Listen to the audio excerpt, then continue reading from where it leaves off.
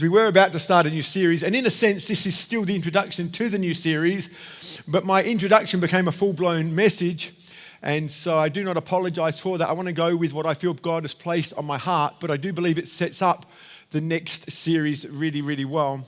But for those of you who don't follow me on Instagram, or those who are new to this church or don't know anything about me or my wife, Kath, you would have missed out the fact that we have been celebrating the last few weeks our 30th wedding anniversary. 30 years ago, we got married on the 8th of February at 3 o'clock, which turned out to be 3:15 because my wife was 15 minutes late, in Adelaide at Living Faith Fellowship. It was 35 degrees. Never forget that. And it was one of the greatest decisions of my life.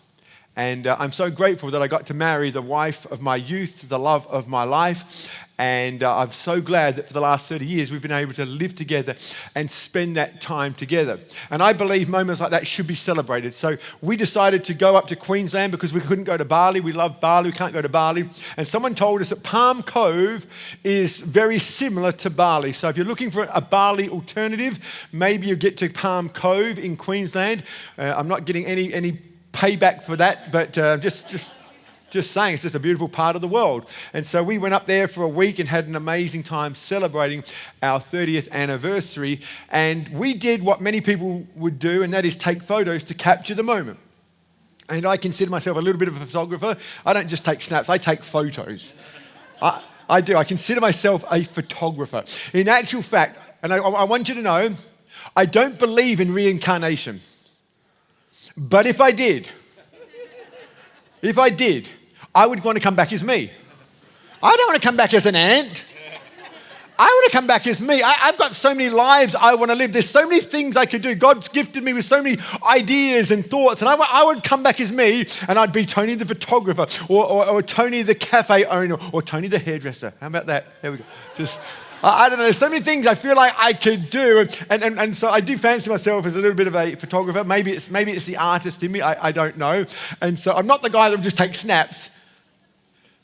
I'm the guy who says, Kath, stand there, and I have to have the setting just right. Everything has to be just right. I go, like, come on. So I said, don't start smiling yet. We'll count your smile in. So it's a fresh smile. Because if you start smiling when I start to take a photo, you're going to lose your smile over time, because it's going to take time. It takes time when I take a photograph because I'm aware of everything that needs to take place. And so there's this one particular night we were down the beach, and I thought, you know what? I bought my trusty tripod, and it was a windy night. It was actually the very night of our anniversary, the 8th of February. And unfortunately, it was a little bit windy, but that's fine. But I was aware of the wind factor. And so I made sure that the tripod was really solid. I made sure I tightened everything so that the wind wouldn't knock it over or blow it down. I made sure the composition was just right. I was looking at Kath. Kath, can you just look at me? Can you go to the left, back, down. Talk about killing the vibe, but anyway. And then I proceeded to take a few steps back and join Kath in the photo, and then we count in our smile. Okay, 3, 2, 1, smile. And I'm just clicking away. And then I went to proceed to look at all the photographs, and to my astonishment and gut-wrenching shame, while the composition was right, and while the tripod didn't blow over, and while I factored all those things in that I'd become aware of, the problem is the camera on the phone became unfocused. And so I'm looking at all the photos. One, disappointed because Kath and I are blurry. And two, I'm thinking, I've got to tell Kath we've got to do this again.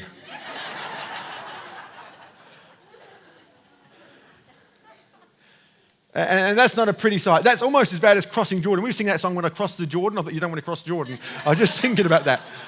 It's funny how you think of certain things when you're worshiping. Cross Jordan. What do I do here? And you don't want to cross Cass. I just like...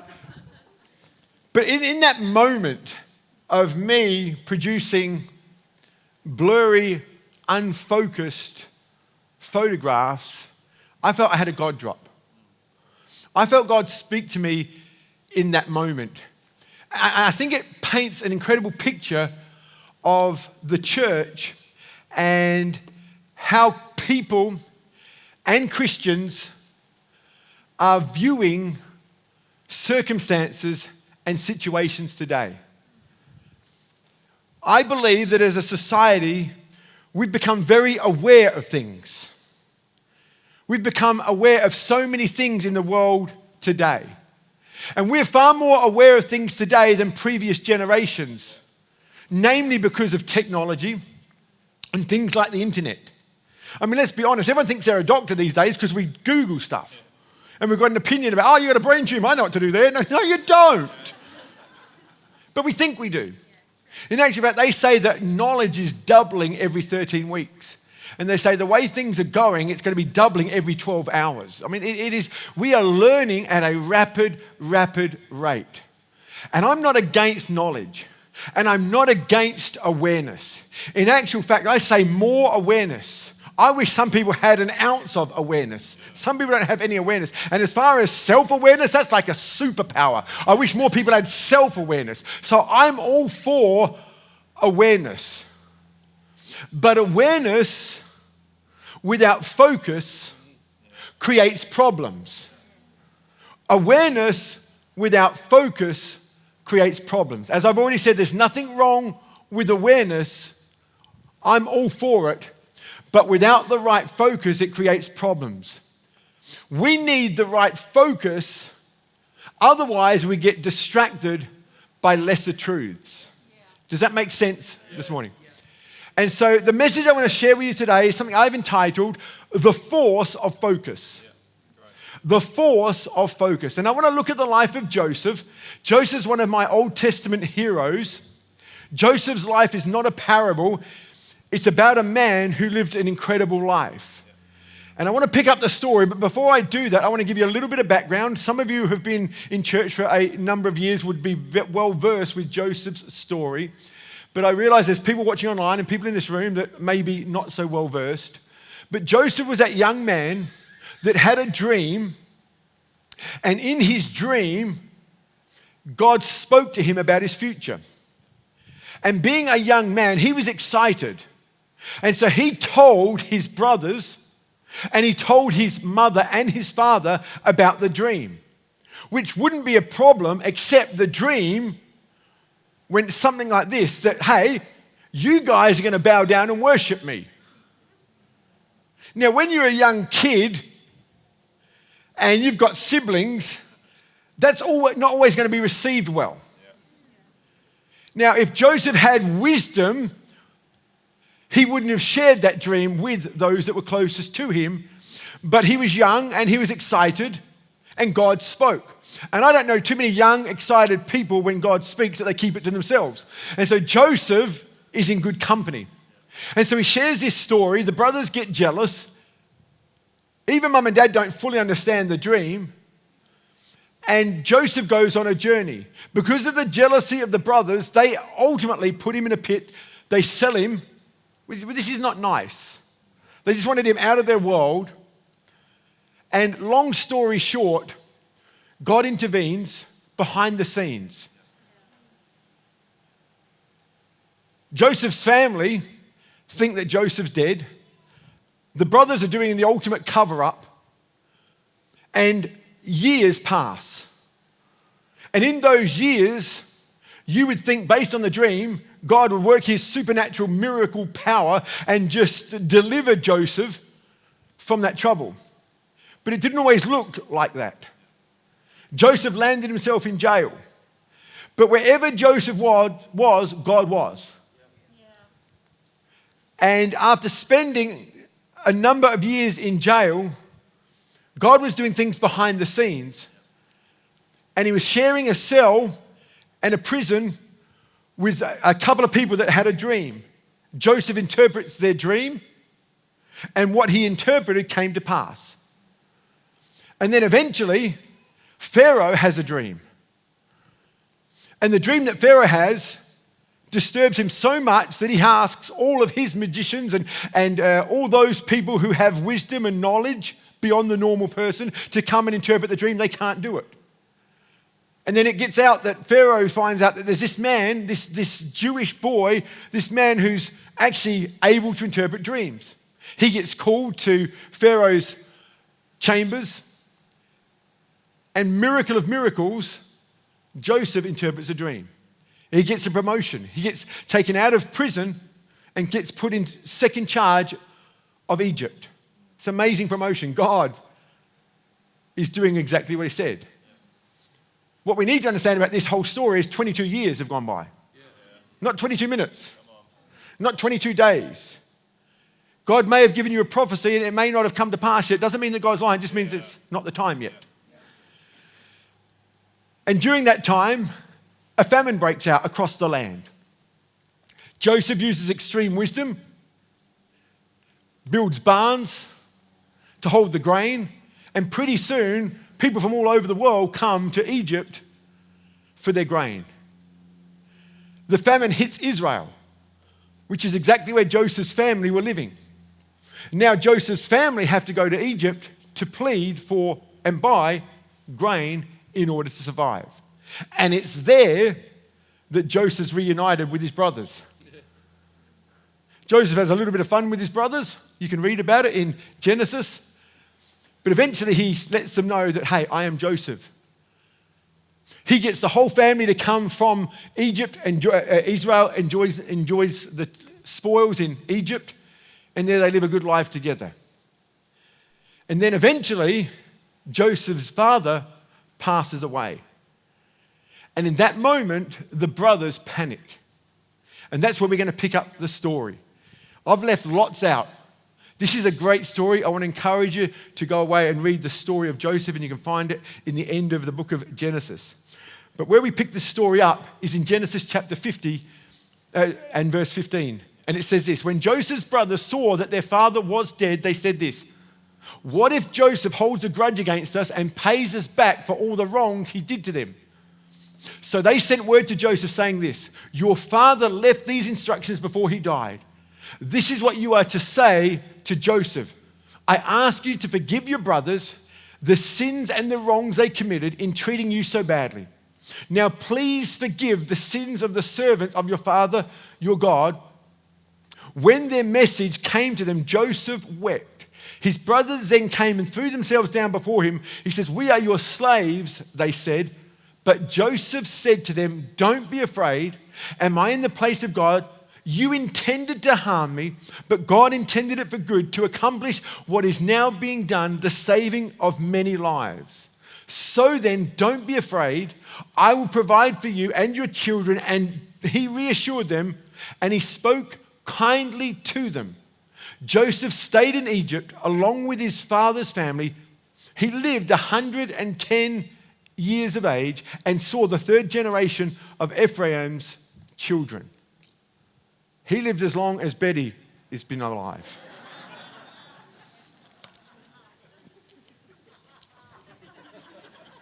I love this story. There's so much in this. But there's 3 simple points I want to make today to help us, because I believe, just like my photograph, I was aware of a lot of things, but it was out of focus. And as a result of it being out of focus, the picture was blurry. And I think we have people today that are aware of so many things, but we're not focused on what matters most. And so ultimately the picture we're painting is out of focus and blurry. But we've got all this knowledge, and again, I'm not against knowledge. But can I say this, that focus trumps awareness? As good as awareness is trumped by focus. Why? Because awareness, number one, awareness without focus becomes idealistic, not empathetic. I'll say that again. Awareness without focus becomes idealistic and not empathetic. What I know about people today is everyone has an opinion. Everyone has an opinion about what should be done. How many people have found themselves looking at the television and telling the Prime Minister what he should be doing? And we become very idealistic. Because we've got knowledge, we've Googled certain things. We've been watching this thing called COVID for 2 years now, and we're not happy with the way things are going. And if I was in charge, and if I was the leader, now again, I know I'm talking to the right people. Maybe you've been coming to church for a while. And some things have been happening, and you don't quite like it, you don't fully understand it, but you've got knowledge because you've been going to church for so long, you know what should be done, and now you've got opinions about what should be done. Why are the vaccinated people allowed in the meeting? Why aren't they allowed in the meeting? All this stuff. Why are we wearing masks? Why don't we wear masks? Why are we listening to the government? Why aren't we listening to the government? And we get very idealistic because of the knowledge we have. Now, I'm going to keep saying it. Knowledge is not bad. Awareness is not bad. But without focus, it distorts the picture. And we become less and less empathetic. My question to you is this. Have you ever had a bad day leading your family? Have you ever had a bad day in the classroom if you're a teacher? Can you imagine if you had a bad day leading your family, which could consist of 3 people, 4 people, 5 people? Imagine trying to lead 25 million. I don't mind opinions, but when we become so idealistic and we lack empathy, there's a problem. What I love about the story of Joseph, he had a story to tell. I'm sure he had a few opinions about his brothers. I'm sure he had a few opinions about his family. I'm sure he had a few opinions about why did God take so long. But what we see when Joseph's father passed away and his brothers panic and say, your dad said, look after us. He didn't say, that's not right. The Bible records he wept. Have your opinions about me. Have your opinions about leadership. Have your opinions about the Prime Minister. But my question is, when's the last time you've wept? When's the last time you've prayed for? The Bible says pray for those who lead our nation. Pray for the kings. I just wonder, for all the opinions we have about our Prime Minister, how many of us are actually coupling that with prayer? I would say if we're going to have any opinion about anyone in charge, we should be praying at least twice as much. See, awareness is great. And it depends where you go on Google as to what information you get. That's right. And we've got people who are so aware of what this vaccination looks like. And they said, did you know? And then you can go on the website and find other information contradicting that information. But I think we're missing the point if we're just going to have arguments about information. Meanwhile, we're not even doctors. And we as a church have to operate differently. I know the church isn't perfect. I know your connect group that you go to is not perfect. But I know within these walls and within those homes, you have people who are trying their best. And if we lose empathy, we lose everything. And so let's not allow the information we have, the awareness we gain, to be at the expense of the empathy we need. Awareness is great, but awareness without focus leads to being idealistic and not empathetic. And the last thing we need is more idealistic people. Where the religious people went wrong in Jesus' day is that they were so idealistic about what should happen. They were so idealistic, they actually tried to trap Jesus. But Jesus was filled with empathy and was able to meet the needs of people. Secondly, awareness without focus gets consumed with facts and not faith.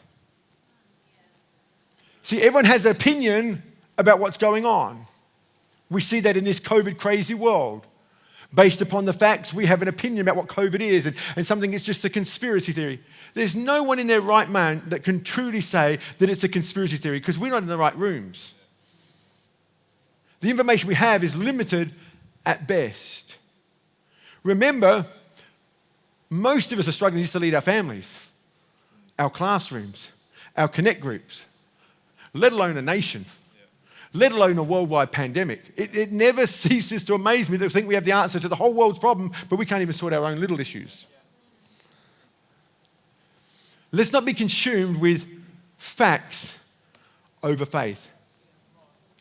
Now, I don't believe we should be ignorant, but let's not be consumed. What I love about the life of Joseph is that he wasn't ignorant. He looked his brothers in the eye, and you can read this again in Genesis chapter 50, verse 20. And he looks at his brothers and he says, you intended to harm me. I know what you were doing. That wasn't an accident. I just happened to fall in the pit. I know you threw me in. I know you wished me dead. It'd be one thing to forgive someone when you're ignorant and you didn't even know it happened, but he knew. He knew all the pain. But it wasn't where his focus was. Kath and I have been married 30 years. We had Valentine's Day, which was our 38th Valentine's Day together. On March 17, we celebrate 38 years together as a couple. I believe in longevity. But you can't be together that long without being hurt by one another. People that say the church hurt me are right. If Kath ever came to you and says, Tony has hurt me, she would be telling the truth. I stand up here and say, Kath has hurt me. My kids have hurt me. All those that are closest to me have hurt me. And I can give you fact upon fact. And when she did this and he did that. And the longer you are together, the more opportunity you have to get more facts on each other. Next Sunday to the day represents the 28th year that we've been leading this church. You can't lead a church 28 years without hurting people and being hurt by people. If someone's got a gripe that Life Adelaide has hurt them, I would be the first one to say, I agree. It's hurt me. And I can give you my facts and you can give your facts. But if we are filled with facts, it can be at the expense of faith. And what makes Joseph's life so powerful is that he was aware of the facts. But he wasn't led by the facts. He was led by faith. He says, you intended to harm me, but God. But God. But God. Pastor Paul is fighting for his life. And we've themed this year, but God. We have to have a but God because that's where the faith is. It's not but facts. It's got to be a but God moment. You intended to harm me, but God intended it for good.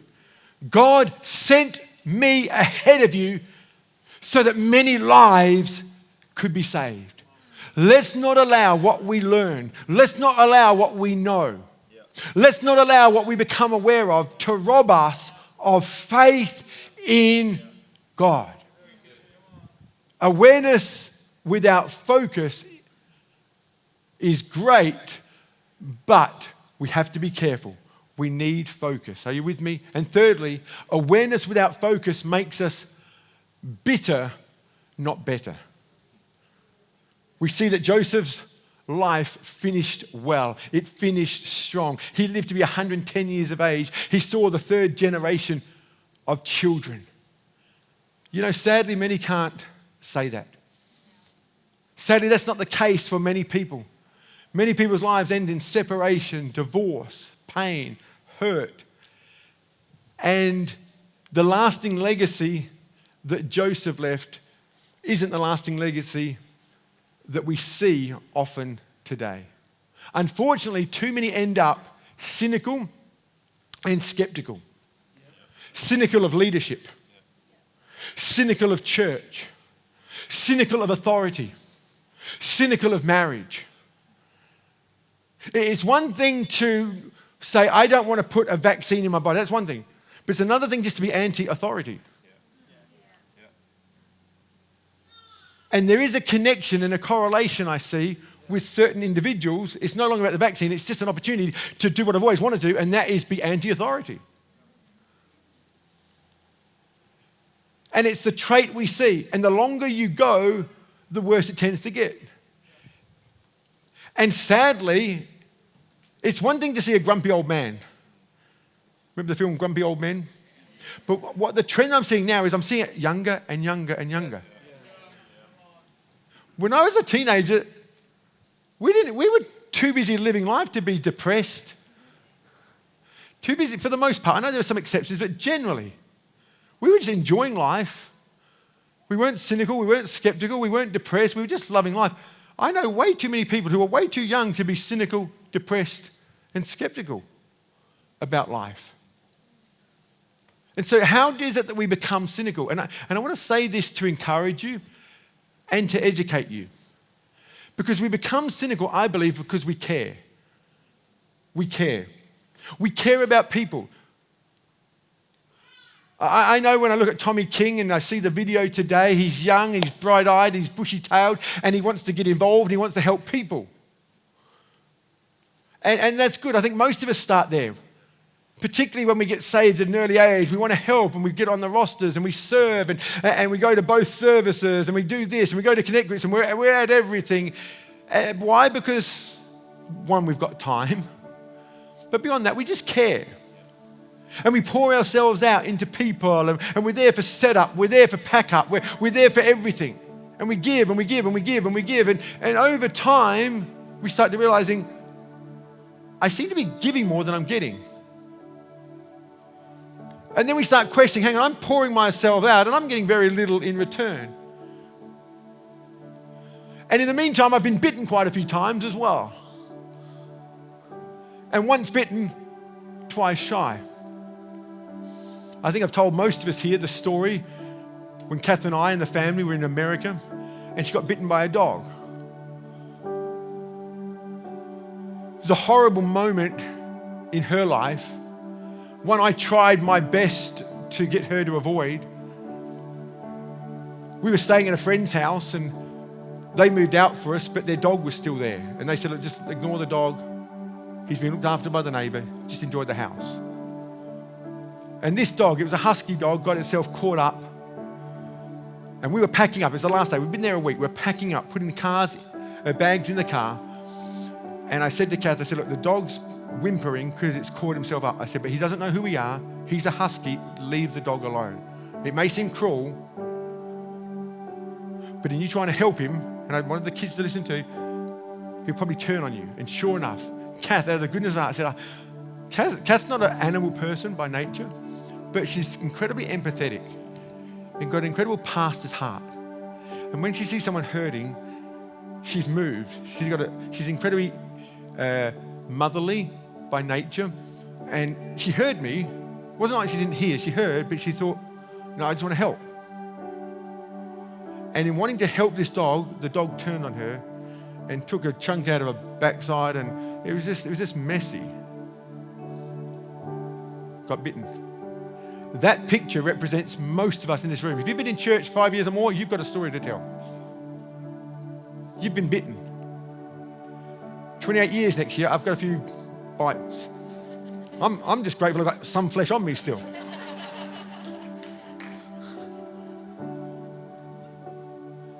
But we care. I know your pain started because you cared.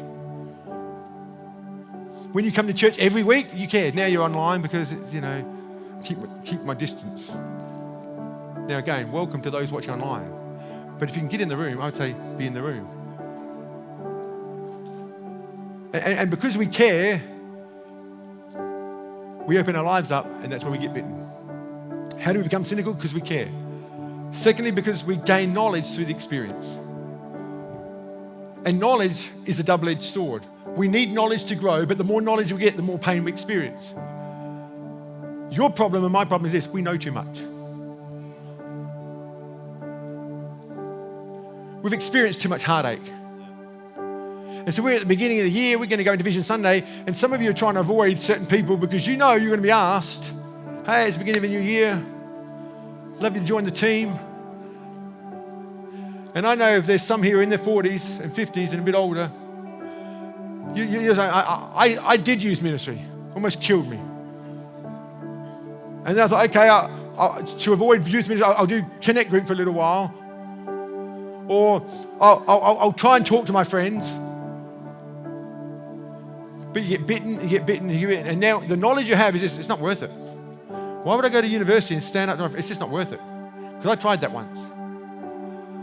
I tried opening my home up, inviting people in, share the word of God, and that people who said they come didn't even come. I had all this food wasted. We've got too much knowledge.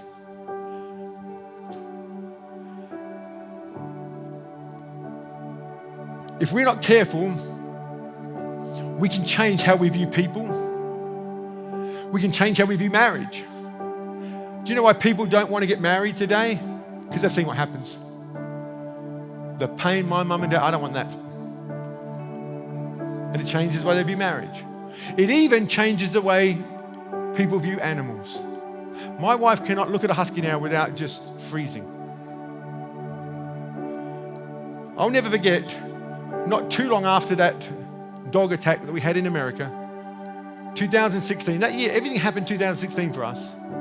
I just had my heart surgery. We took the little dog for a walk. And out of nowhere, this husky, like stealth, came and took Tobias in its mouth. I've just had heart surgery. I've got to try and separate a dog fight. Have you ever tried to separate a dog fighting? It's horrible, let alone when you've had heart surgery. And I just go into bat for our little dog. I mean, he's in his mouth. And I'm just grab the dog, and now some of you,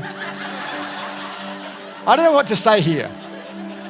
Because some of you are going to be so impressed I stood up for our dog, and others are going to say you shouldn't be kicking dogs. I don't know where to go here.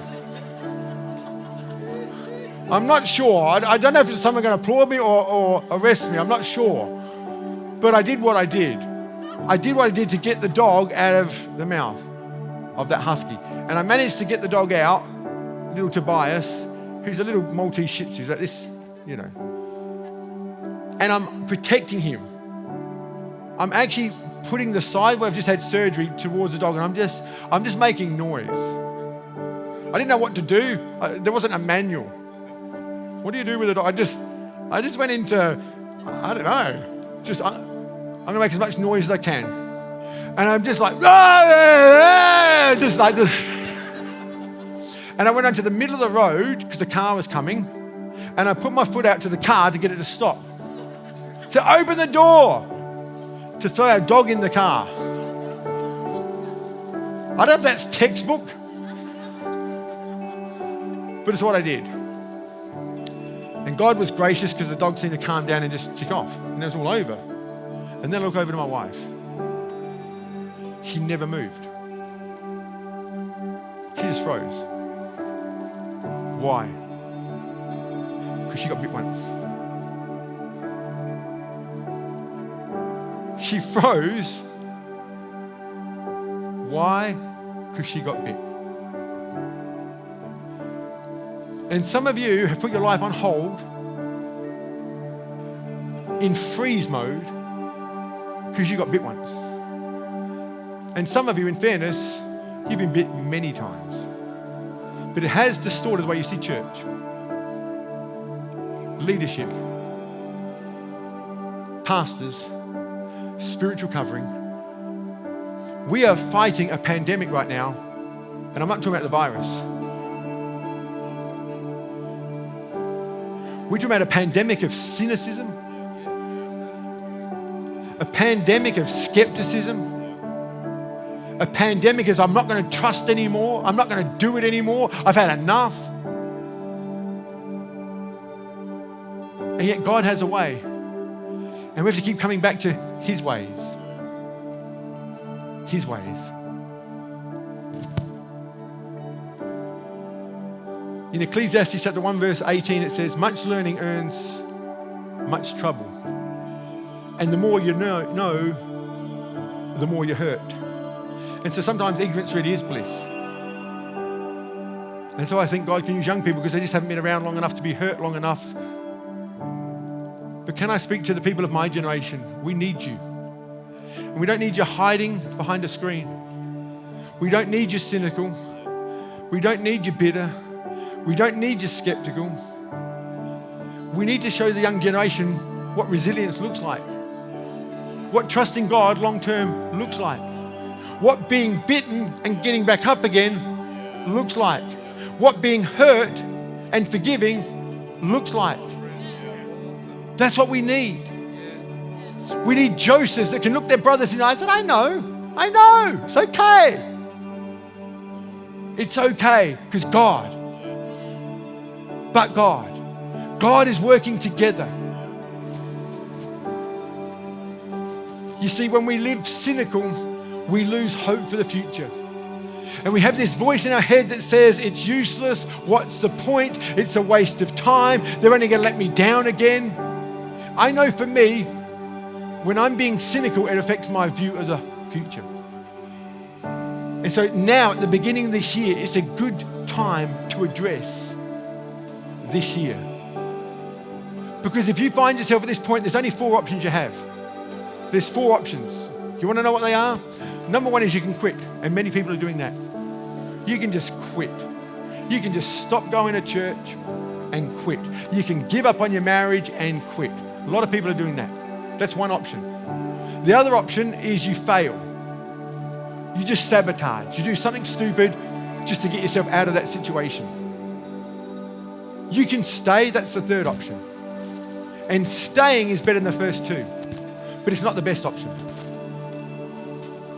Do you know what the best option is? For you to thrive. See, no one wants you to stay and just be miserable for the rest of your life. You're not doing us a favor turning up to church. You're not doing your wife a favor just being in the marriage. We want to thrive. God has designed you to thrive. Jesus came that we might have life with a capital L. Life to the full. An abundant life, a joyful life, a hope-filled life. Life to the max. That's what he wants. And what God wants to do in your life is far too important for you to be ruled by a wounded, critical, stingy, small, hurt spirit. Romans 15 verse 13 says, may the God of hope fill you with all joy and peace as you trust in him, so that you may overflow with hope and the power of the Holy Spirit. I'm not here to point a finger. It's there but for the grace of God. But I know whatever it is that you're feeling, I've been there. I know Pastor Danny's been there. We have negative, horrible thoughts, but it's what you do with them. Those thoughts in and of themselves are not the problem. It's what we do with them. And we have an opportunity every week, every day, to realign ourselves and get focused again. You know those photos I took that came out all blurry?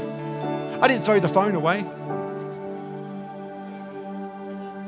I didn't say stupid technology. You know what I did? I just did it again. Just set it up again. Told Kath to hold a smile. Got the composition right and we just did it again. And guess what? We got some great photos. Some of you have seen, they're on the social media. Some are just for family. And some, just for me and Kath.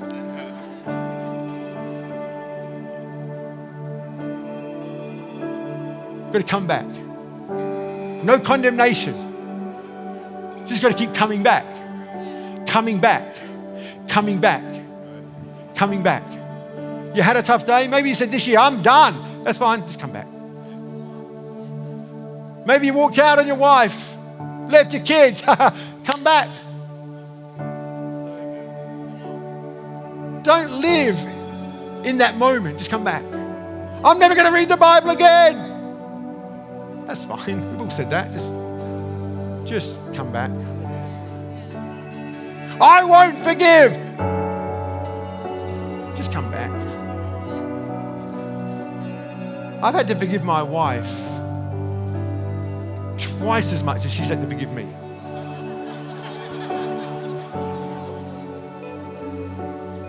Kidding. The reality is, whatever the number is, and we don't know, we've actually lost count. But there's a lot more of that in the future.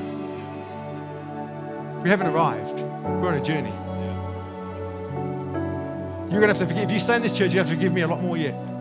And I'm going to have to forgive you a lot more yet. And in order to do that, we're just going to keep focusing.